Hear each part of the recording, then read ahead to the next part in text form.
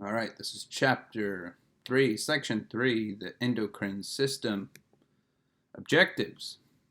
Let's go to the main idea. The endocrine system produces hormones that affect growth, development, and some behaviors. So, what to think about in this lesson? What are the three major glands of the endocrine system? And how do they affect the body? What are the testes and ovaries? And what are their functions? The endocrine system, the glands that secrete hormones into the bloodstream. Hormones, chemicals produced by the endocrine glands that regulate specific body functions. The endocrine system consists of glands that secrete substances called hormones into the bloodstream. The word hormone is diverted from the Greek hormone, meaning to stimulate or to excite. The hormone stimulates growth in many kinds of reactions, such as changes in activity levels and physical moods. Because hormones affect behavior and emotional reactions, psychologists who study the biology of behavior are also interested in the endocrine system. Hormones travel into the bloodstream throughout the body.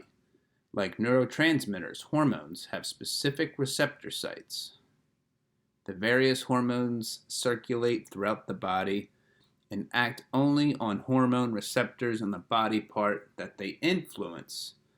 Hormones are produced by several different glands. Three important glands in the endocrine system are the pituitary gland, the thyroid gland, and the adrenaline gland.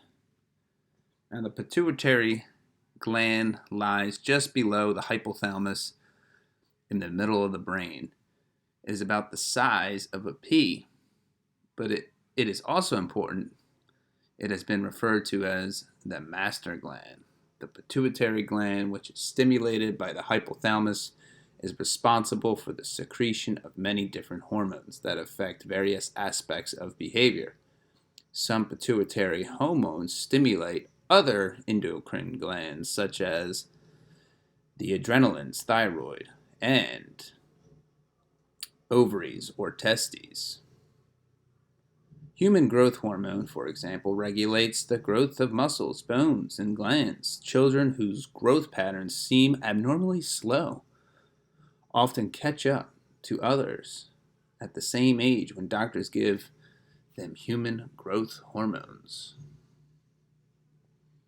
Some hormones affect females in regulation to pregnancy and mothering. Prolactin stimulates production of milk in nursing women. Oxytocin is responsible for stimulating labor in pregnant women, and sometimes when a pregnant woman is overdue or they went past their due date, so you're supposed to be born anywhere between 40 weeks to 42 weeks, the obstetrician causes labor to begin by injecting the woman with some oxytocin hormone. So that will put the mother into labor. So that's when she will start giving birth. They will just inject a chemical into them. Oxytocin and prolactin have been shown in some lower mammals to be connected to material behaviors such as caring for the young. The role of these hormones in human maternity behaviors, however, remains unclear. So we don't know what these chemicals actually do, but they are important. All right, the glands of the endocrine system secrete hormones that stimulate various body functions.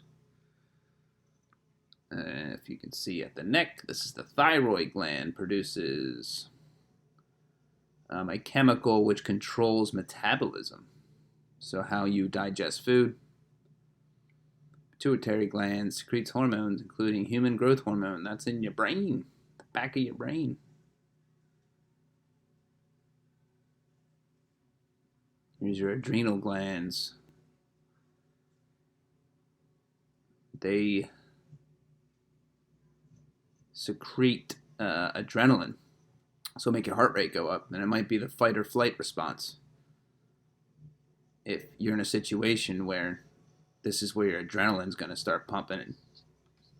Okay, the thyroid gland produces the hormone thyroxine, and this affects the body's metabolism and that's the rate of converting food to energy.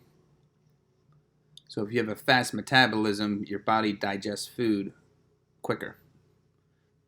The production of too little thyroxine, can lead to a condition called hypothyroidism. People with hypothyroidism, are likely to be sluggish and often overweight. For children, too little thyroxine can cause a condition called setanism, which is characterized by stunted growth and also your development will be slowed down as well. Your mental development. So it can cause ID, intellectual disabilities.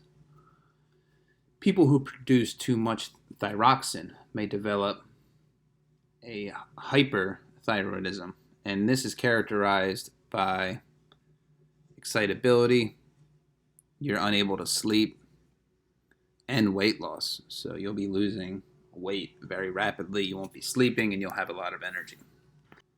Okay, the adrenal glands are located above the kidneys. The outer layer or cortex of the adrenal glands secretes corticosteroids, and this increases resistance to stress and promotes muscle development. So your body actually releases steroids. Interesting.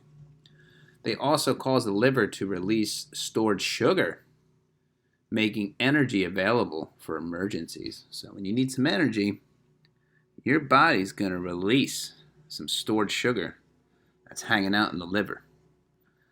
Don't eat too much sugar. I think for someone your age, I think you're only supposed to have about 25 to 35 grams a day of sugar, natural sugar. Nothing in sugar, nothing in a soda or something like that, or candy. If you look at a can of soda, it probably has about 40 grams of sugar. So don't drink soda. It's not good for you. The adrenal glands also produce adrenaline and noradrenaline. When a person faces a stressful situation, usually when I'm in, the sympathetic nervous system causes the adrenal glands to release a mixture of adrenaline and noradrenaline, and these hormones help arouse the body, enabling the person to cope with the stressful situation. Sometimes I feel like that's not going on in my body.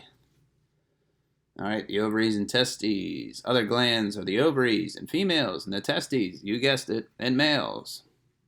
These glands produce the hormones that influence sexual development and functions. Both glands produce the same hormones, estrogen and proestrogen, and testosterone. The difference lies in the amounts of each hormone that are produced in females and males. Estrogen and progesterone are female sex hormones. Although low levels are found in males, the ovaries in females produce these hormones. Estrogen is also produced in smaller amounts by the testes in the males. Estrogen is actually a group of chemicals similar to hormones. In humans and other animals, estrogen hormones foster the growth and development of female sexual characteristics, such as breast enlargement and rounded hips. Proestrogen has multiple functions. It stimulates growth in the female reproductive organs and helps prepare the body for pregnancy. And this also has many functions, proestrogen. It stimulates growth in the female reproductive organs and helps prepare the body for pregnancy. Together, both of these chemicals regulate the menstrual cycle, and their levels vary greatly during that cycle, so every woman is different. Changes in levels of estrogen can be linked to PMS in some women, and this is called premenstrual syndrome, or known as PMS. And when someone is going through PMS, It's a collection of symptoms such as irritability, depression, and fatigue. So there's a lot of different feelings that this chemical being released in your body that you can be feeling. All right, at the same time, monthly increases in proestrogen may cause other symptoms associated with PMS, such as the rise of body temperature. As women grow older, their ovaries secrete smaller amounts of estrogen. In time, estrogen levels in the blood, become so low that they no longer trigger the menstrual cycle. At this point, a woman is said to have entered menopause, and she is no longer fertile. During menopause, many women may receive medical treatment with estrogens to relieve hot flashes or other menopausal symptoms. Estrogen is like Estrogen has a psychological effects as well as biological effects. Higher levels of estrogen seem to be connected with optimal cognitive functioning and feelings of well-being among women. Women are also interested in sexual activity when their estrogen levels are high, particularly during ovulation, when they are fertile. Testosterone is the primary male sex hormone. Although females have small amounts of this hormone as well, testosterone is produced by the testes in males. Small amounts of it are also secreted by the ovaries in females. Testosterone plays an important role in development. In the parental period, testosterone influences development of the sex organs in the fetus. In about 8 weeks after fertilization, if testosterone is secreted by the fetus, it stimulates development of male sex organs. If testosterone is not secreted, female sex organs develop. In adolescence, testosterone adds to the growth of muscles and bone, as well as development of primary and secondary sex characteristics. Primary sex characteristics are directly involved in reproduction. Secondary sex characteristics, such as beard growth, distinguish males and females, but are not directly involved with reproduction. Testosterone is a kind of steroid. Steroids affect muscle mass, heighten resistance to stress, and increase in the body's energy supply. Steroids also stimulate the sex drive and can raise self-esteem. The use of an anabolic steroid among teenagers has decreased over the last 10 years. Anabolic steroid is something you actually take, like a pill. So it's extra steroids. However, teens who continue to use steroids do not always know what can happen. As a result, here are some effects of the use of anabolic steroids on the body of teenagers. So if you look over here to the left, the effect may be, let's see, for both sexes. For a male, you might have breast development, risk of hair loss, and male pattern baldness. Interesting.